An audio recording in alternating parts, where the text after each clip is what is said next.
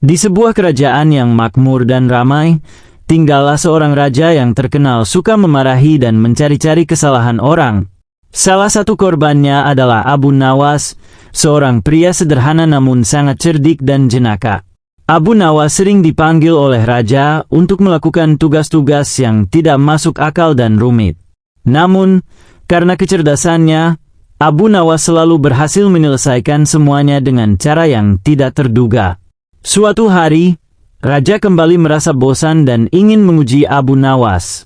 Ia berpikir, aku harus menemukan cara agar Abu Nawas tidak bisa lolos dari ujian kali ini. Pasti ada satu cara yang membuatnya jatuh ke dalam perangkapku. Maka, raja pun memanggil Abu Nawas ke istana. Ketika Abu Nawas tiba di istana, raja menyambutnya dengan senyuman yang penuh arti. Ia berkata, Abu Nawas, kali ini aku punya tantangan untukmu. Aku ingin kamu mencari sesuatu yang tidak ada di sini, tapi kamu harus membawanya dalam keadaan utuh. Abu Nawas, yang sudah terbiasa dengan tantangan-tantangan raja yang aneh, berpikir sejenak. Namun kali ini, ia merasa agak bingung. Apa maksud raja sebenarnya? Abu Nawas akhirnya berkata dengan senyum tipis, Baginda, berilah saya waktu 1 hari untuk memikirkannya. Raja tertawa kecil dan berkata, Baiklah, 1 hari saja. Besok kau harus kembali dengan sesuatu yang kuminta. Abu Nawas pun pergi dari istana dengan wajah penuh pikiran. Keesokan harinya, Abu Nawas kembali ke istana dengan wajah tenang, seolah-olah ia sudah siap menghadapi ujian itu. Raja pun menunggu dengan rasa penasaran. Nah, Abu Nawas, apa kau sudah membawakan apa yang kuminta? Abu Nawas dengan senyuman lebar mengeluarkan sebuah kotak kecil dari balik jubahnya. Ia menyerahkannya kepada raja, dan raja segera membukanya. Namun alangkah terkejutnya raja ketika menemukan bahwa kotak itu kosong. Raja langsung memerah wajahnya dan berkata, Abu Nawas, kau berani bermain-main denganku? Kotak ini kosong. Mana barang yang kuminta? Dengan tenang, Abu Nawas menjawab, Ampun, Baginda. Bukankah Baginda sendiri yang meminta saya membawa sesuatu yang tidak ada di sini? Karena itulah saya membawa kekosongan. Kosong adalah sesuatu yang tidak ada, dan kini saya telah membawanya ke hadapan Baginda. Raja terdiam, dan beberapa saat kemudian, ia tak bisa menahan tawa. Ia menyadari bahwa lagi-lagi Abu Nawas berhasil menghindari jebakannya dengan kecerdikan. Meski awalnya ingin marah, raja akhirnya tertawa terbahak-bahak, mengakui bahwa ide Abu Nawas benar-benar jenaka. Namun, raja masih belum menyerah untuk mencoba memojokkan Abu Nawas. Suatu hari, raja memutuskan untuk membuat tantangan yang lebih rumit. Ia berpikir, kali ini Abu Nawas tidak akan bisa lolos. Aku akan memberinya tugas yang sangat mustahil. Raja memanggil Abu Nawas lagi ke istana. Ketika Abu Nawas tiba, raja langsung berkata, Abu Nawas, aku ingin kau melakukan hal yang sangat sulit. Bawakan aku bulan dan bintang di malam hari, langsung dari langit. Abu Nawas tercengang mendengar permintaan itu.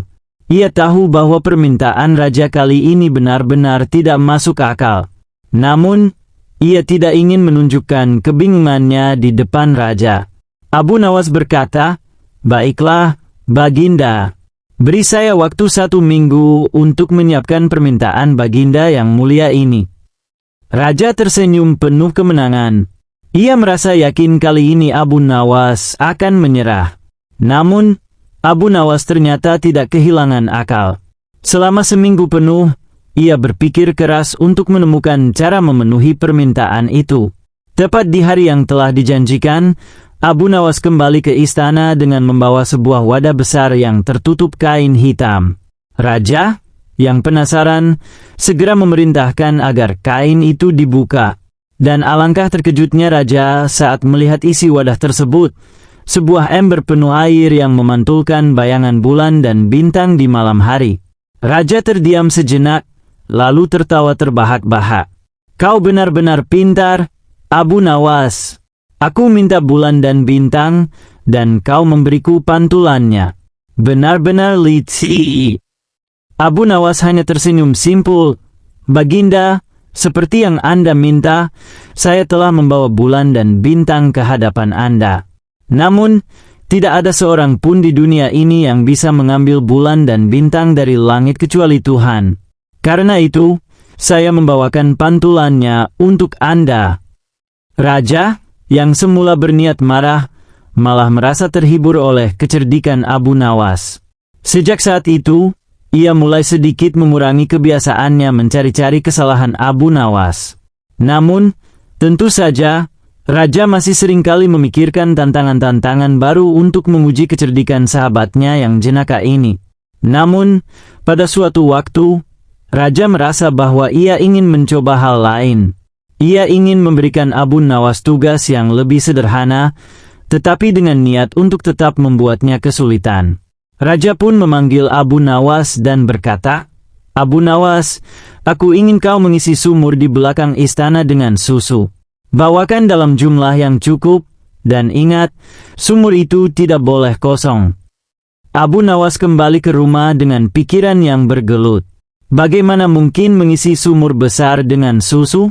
Itu adalah tugas yang mustahil, apalagi susu sangat mahal dan tidak mungkin Abu Nawas mampu membelinya dalam jumlah banyak.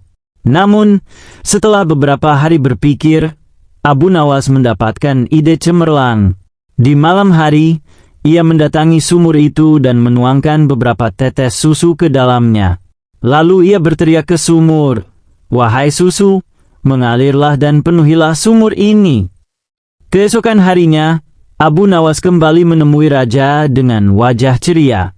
"Baginda, saya telah mengisi sumur itu dengan susu. Silakan Baginda periksa sendiri." Raja yang penasaran segera pergi ke sumur tersebut dan melihatnya. Ketika Raja mengangkat timba dari dalam sumur, ternyata hanya ada air seperti biasa. Raja pun marah besar dan berkata, "Abu Nawas, kau berani menipu aku lagi. Di mana susunya?" Dengan nada tenang, Abu Nawas menjawab, "Ampun, Baginda. Saya sudah melakukan yang saya bisa. Saya sudah menuangkan susu ke sumur itu dan memintanya untuk mengisi sumur. Namun, rupanya sumur tidak mau mendengarkan permintaan saya. Jika sumur itu tidak mau terisi penuh dengan susu, apakah itu salah saya?" Raja pun tidak bisa berkata-kata. Meski merasa terpojok, ia tidak bisa menyangkal bahwa Abu Nawas memiliki alasan yang sulit dibantah. Akhirnya, Raja hanya bisa menggelengkan kepala sambil tertawa kecil. "Abu Nawas, kau memang tidak ada duanya." Sejak hari itu, Raja mulai menerima bahwa tak ada gunanya mencari-cari kesalahan Abu Nawas, karena selalu saja ada jawaban atau akal dari Abu Nawas yang tak terduga. Namun, hal itu tidak mengurangi kekaguman Raja kepada kecerdikan sahabatnya itu.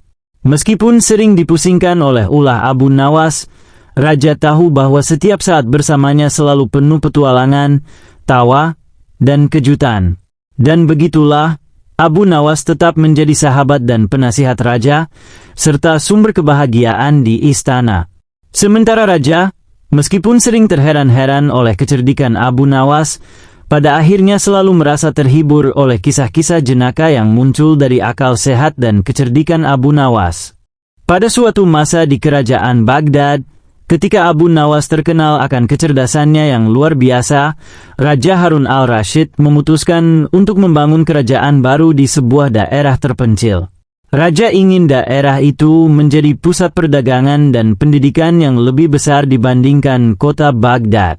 Ia ingin sebuah kerajaan yang megah, dengan istana yang tinggi menjulang, pasar yang ramai, dan taman yang indah.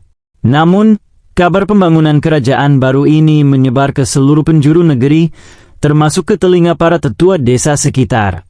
Para tetua ini sangat khawatir, karena pembangunan kerajaan baru akan menghantam tanah dan sumber air mereka.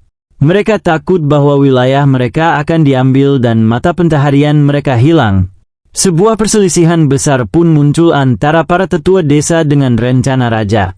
Para tetua desa memutuskan untuk menghadap raja. Dengan membawa keluhan dan protes, mereka memohon agar raja membatalkan rencana tersebut. Mereka mengatakan bahwa tanah mereka adalah warisan nenek moyang yang sudah turun-temurun, dan jika kerajaan baru dibangun, mereka akan kehilangan semuanya.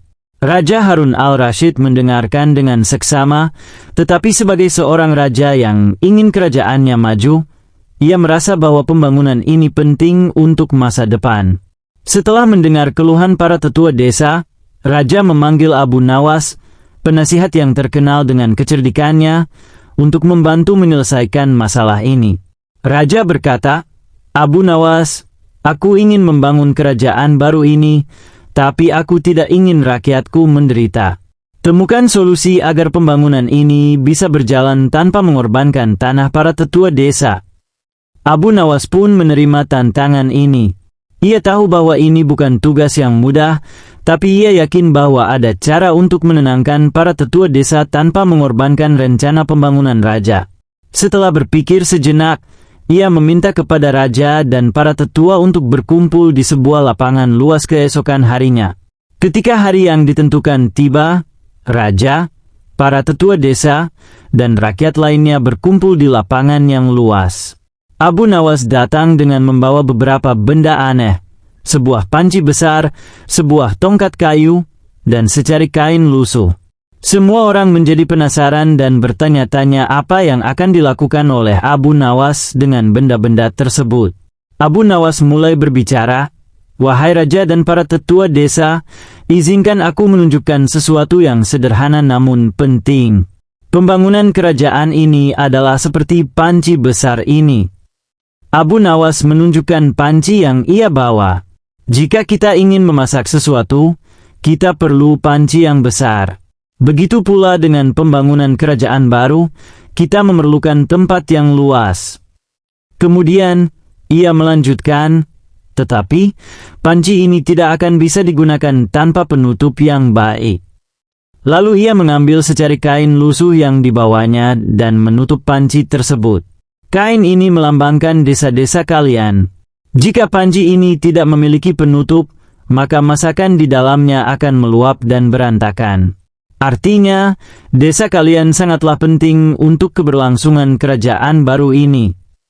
Para tetua mulai mengangguk-angguk, tampaknya mereka mulai memahami maksud Abu Nawas. Namun, mereka masih belum yakin bagaimana solusi yang sebenarnya. Abu Nawas kemudian mengambil tongkat kayu dan berkata, "Jika tongkat ini kuberikan kepada salah seorang dari kalian, maka ia akan menganggapnya sebagai miliknya, bukan? Tetapi, jika tongkat ini kugunakan sebagai jembatan, maka semua orang bisa melaluinya, bukan? Sama seperti itu, tanah kalian bisa tetap menjadi milik kalian, tetapi bisa digunakan bersama untuk pembangunan kerajaan ini."